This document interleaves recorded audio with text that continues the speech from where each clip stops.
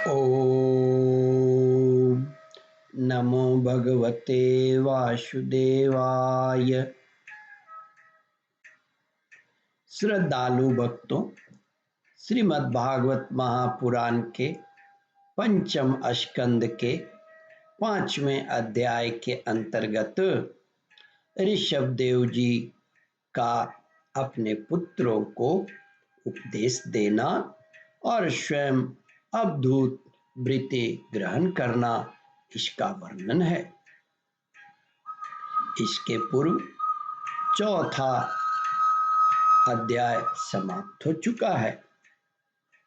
जहां तक आप कथा श्रवण कर चुके हैं, उसके आगे का प्रस्तुतिकरण करता हूं। श्री ऋषभदेव जी ने कहा, पुत्रों, इस मर्त्यलोक में यह मनुष्य शरीर दुखमय विषय भोग प्राप्त करने के लिए ही नहीं है। ये भोग तो विष्ठाभोजी शूकर कुकरादि को भी मिलती है। इस शरीर से दिव्य तप ही करना चाहिए, जिससे अंतःकरण शुद्ध हो जाए, क्योंकि इसी से अनंत ब्रह्मानंद की प्राप्ति होती है। शास्त्रों ने महापुरुषों की सेवा को मुक्ति का और स्त्री संग कामियों के संग को नरक का द्वार बतलाया है। महापुरुष वे ही हैं जो समान चित, परम शांत, क्रोधहीन, सबके हित चिंतक और सदाचार संपन्न हो, अथवा मुझ परमात्मा के प्रेम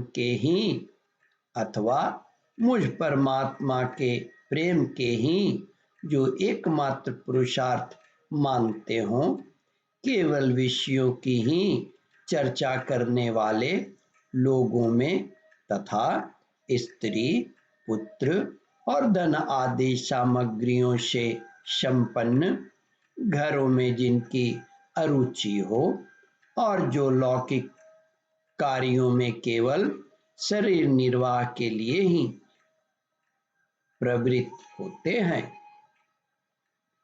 मनुष्य अवश्य प्रमादवश कुकर्म करने लगते हैं। उसकी वह प्रवृत्ति इंद्रियों को तृप्त करने के लिए ही होती है।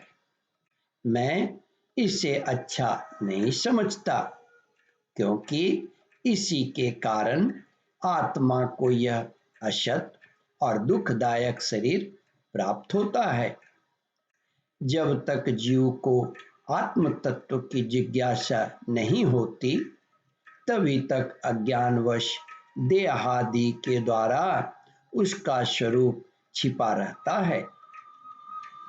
जब तक यह लौकिक वैदिक कर्मों में फंसा रहता है, तब तक मन में कर्म की वासनाएं भी बनी रहती है और इन्हीं से देह बंधन की प्राप्ति होती है।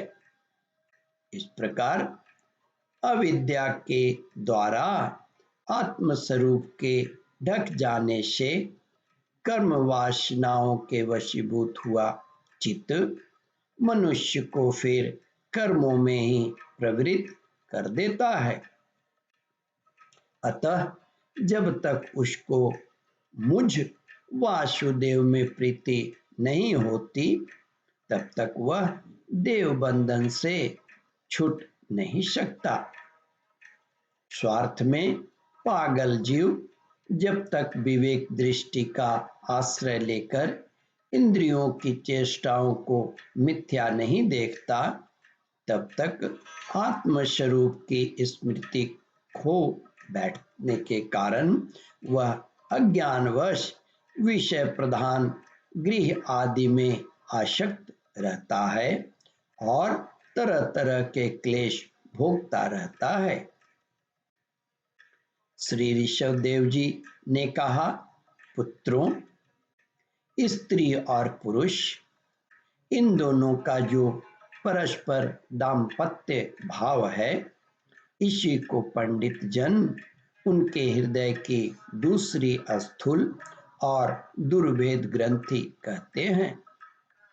देहाभिमान रूपी एक एक सूक्ष्म ग्रंथि तो उनमें अलग अलग पहले से ही है।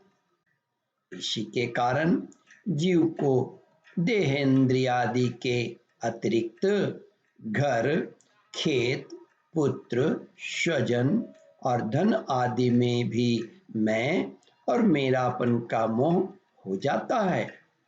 जिस समय कर्म वासनाओं के कारण पड़ी हुई इसकी यह दृढ़ हृदय ग्रंथि ढीली हो जाती है, उसी समय यह दाम्पत्य भाव से निवृत्त हो जाता है और संसार के हेतुभूत अहंकार को त्याग कर सब प्रकार के बंधनों से मुक्त हो परम पद प्राप्त कर लेता है।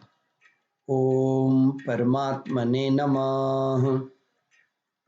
श्रद्धालु भक्तों, इस कथा को ध्यान पूर्वक श्रवण, मनन और इसका चिंतन करें। इस कथामृत का रसास्वादन अपने बंधु बांधवों को भी करावें। इस वीडियो को शेयर और सब्सक्राइब करें। ओम परमात्मने नमः।